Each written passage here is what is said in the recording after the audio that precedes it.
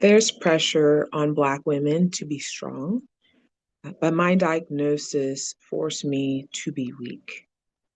And when I say that my diagnosis forced me to be weak, I'm not trying to say that I didn't have limitations before. Ask anybody who loves and cares about me. They'll say, nope, she has limitations for sure. Um, the thing is, in terms of the life and the identity of being a Black woman, comes with a lot of unspoken pressures just to be successful, to make it, to make sure that your family has all the things that they're supposed to have. And as a society, we've come a long way in terms of acknowledging the strong Black woman trope, and acknowledging just how not just Black women, but a lot of people have that experience that's part of their story where they had to be the ones to hold everything all together. And am I saying that other folks don't have that? Absolutely not, because I've seen it firsthand. But what I want to talk specifically about today is the struggle that I see Black women holding on to. And it's weird because we're existing in this life and we're existing in this time where essentially we know that Black women have this stereotype of needing to be strong. We know that, and Black women are incredibly strong just because of everything that we go through and the way we have to present ourselves in the community. And if we present ourselves in a certain way, then we're presented automatically as aggressive or rude or mean or lazy or weak or what have you. So we know that this trope exists. Like as a society, we know that, but there's still this unspoken pressure on Black women to get it together. We are the mothers in the office. We are the ones who are able to pull a miracle um, out of a hat. And we do these things not to become stars, not to be look great. We do these things to be average, to keep our jobs. We do these things to meet the standard. Um, because for other folks, the standard is just different, and it's different even to this day. And so I just want to talk about that. I want to acknowledge that. And I want to acknowledge my process in that, just in terms of like going the extra mile, doing the thing. And not because I didn't necessarily want to do those things, but because that was part of my identity. That's who I am. I'm the oldest of six. And so I was one that I did a lot of things. I was competent in doing a lot of things. So I was able to do a lot of things and I was helpful and I enjoyed it. The thing that we're not always so good with in our society, particularly for Black women, is knowing how to rest, knowing how to take care of ourselves. And so sometimes what I see is Black women, myself, my clients, will take care of ourselves with kind of like expensive things. But that doesn't necessarily mean that we're taking care of ourselves. So, we might go get our hair done, might go get our nails done, might go get a massage or something like that. I'm like, okay, I did my self-care.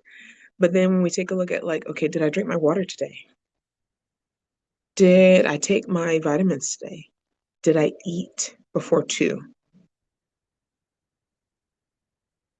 We start taking a look at some of these other pieces that are just bare bone basics for other folks in terms of their self-care.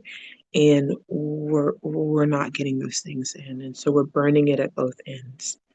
And so the last thing that I know I want, and I'm speaking for myself here, is to ever be in a place that I appear weak, that I appear vulnerable. Like that is the last thing that I want. And so being diagnosed with an autoimmune disorder is a spot where I'm having to acknowledge my limitations as a human being, as a Black woman that I already knew were there. It's not like thought I was Superwoman. I didn't know that they were there. I knew that they were there. So, but now I'm in a place of like, okay, how do I integrate this? Because I thought I was taking care of myself. I thought I was doing all the things. I was drinking the water. I was, exercising. I was taking supplements and walking and doing all of these things. And I was doing these things.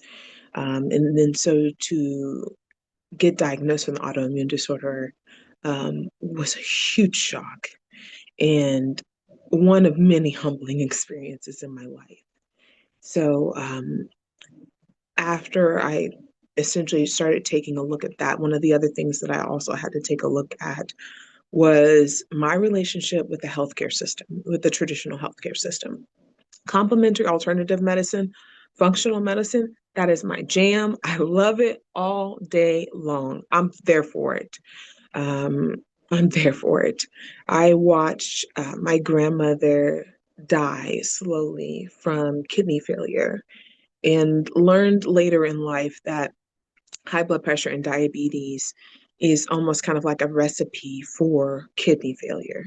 And I watched what that looks like. I watched the dialysis process. I watched all of the surgeries. I watched her recovering. I watched the IV attempts. Um, I saw all of it. And I watched one of the most remarkable women I've ever met in my life slowly suffocate and die. Um, that is not a future I wanted for myself.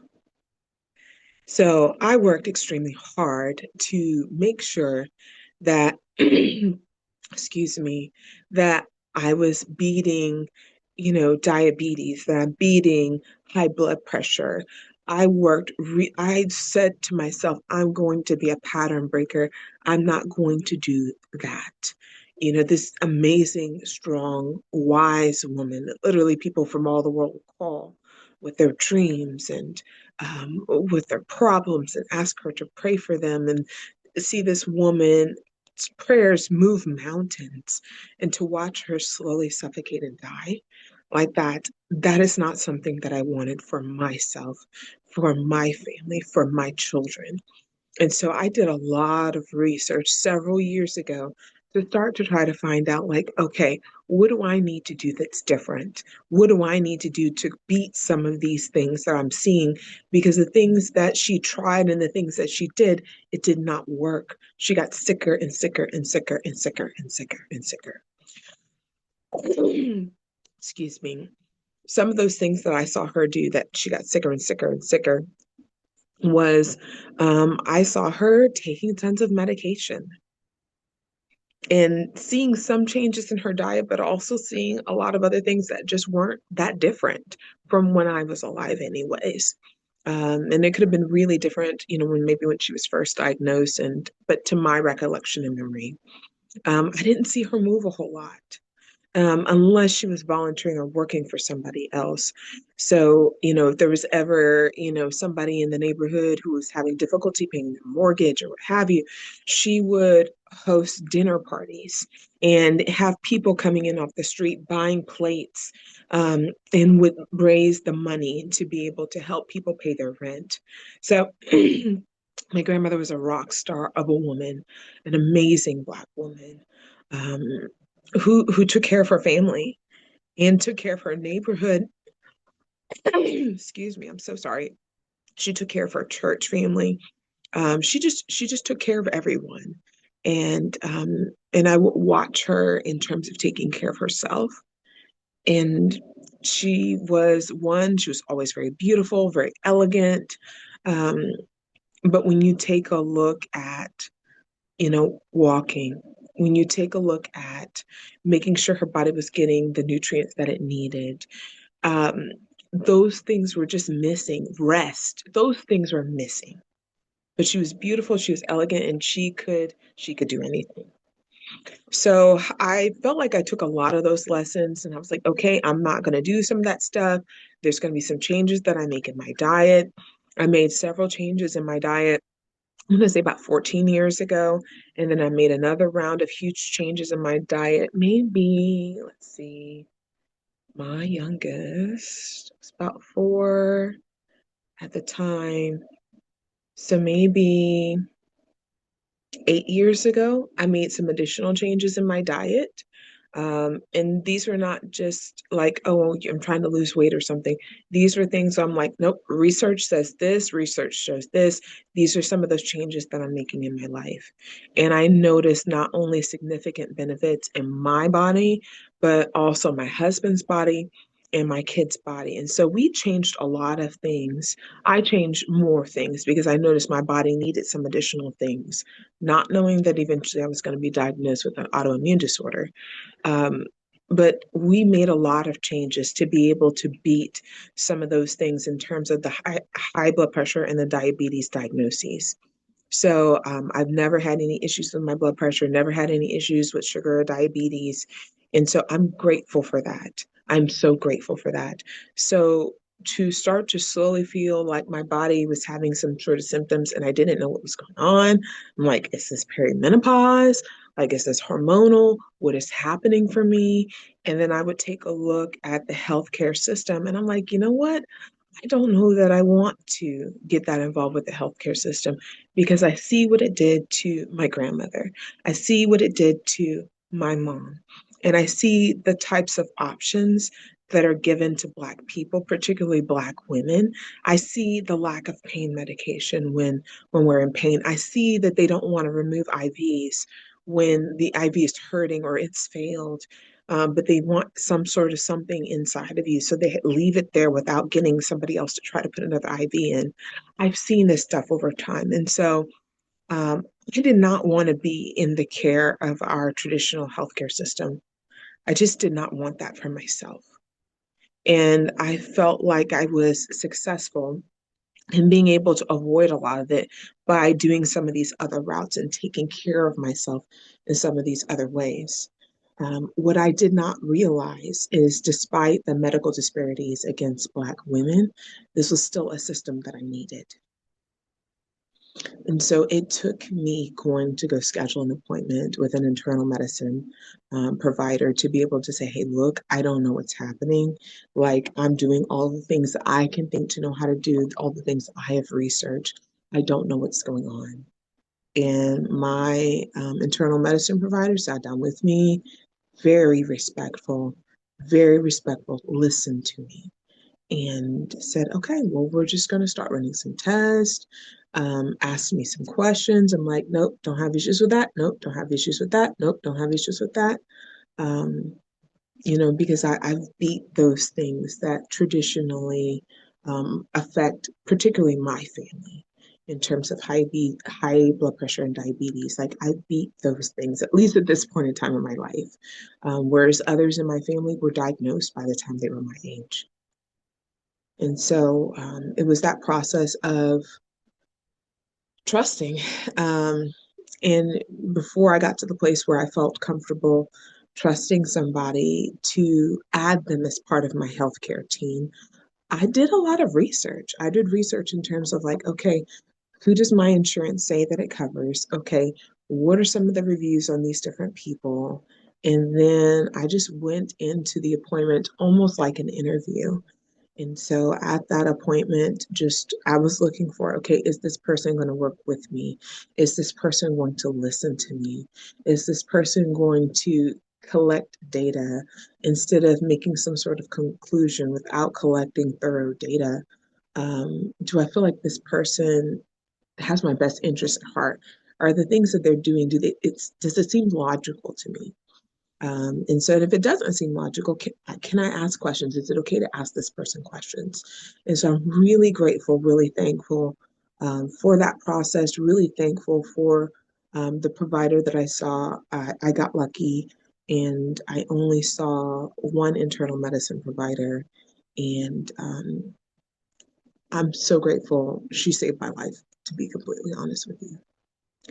So I see the need for Black women, and I see the lack of time and attention sometimes that we have um, to take care of ourselves. We have all the energy and effort in the world to be able to help anybody, to be able to pull off the impossible at work. But when we take a look at the bare bones, basic things, sometimes we're not as good about it Because number one, we have not been socialized to be. And then number two, sometimes we just don't have the time. So let this be a message to you to please take some time. Let this be a message to you to not completely give up on the traditional healthcare system. There are things that are good. There are people there that are helpful, that will listen to you, that's going to provide you quality care regardless of the color of your skin. That are not going to see you and be like, you know what, you're fine. You can take it. You can handle pain. You're good to go. And I'm like, as much as I love those compliments, I'm also like, I also need care. And so it's okay to acknowledge your limitations. It's okay to receive health care. And we don't have to be afraid of the medical healthcare system. We can find places where it's okay to let our hair down, um, be genuine, be upfront, and to be met with respect and to be met with care. And I say that because I've experienced that and I've watched vicariously, well, and I've experienced firsthand medical neglect. So I get all the reasons why we don't go do the thing. So, but I am saying that to say this, please listen to your body.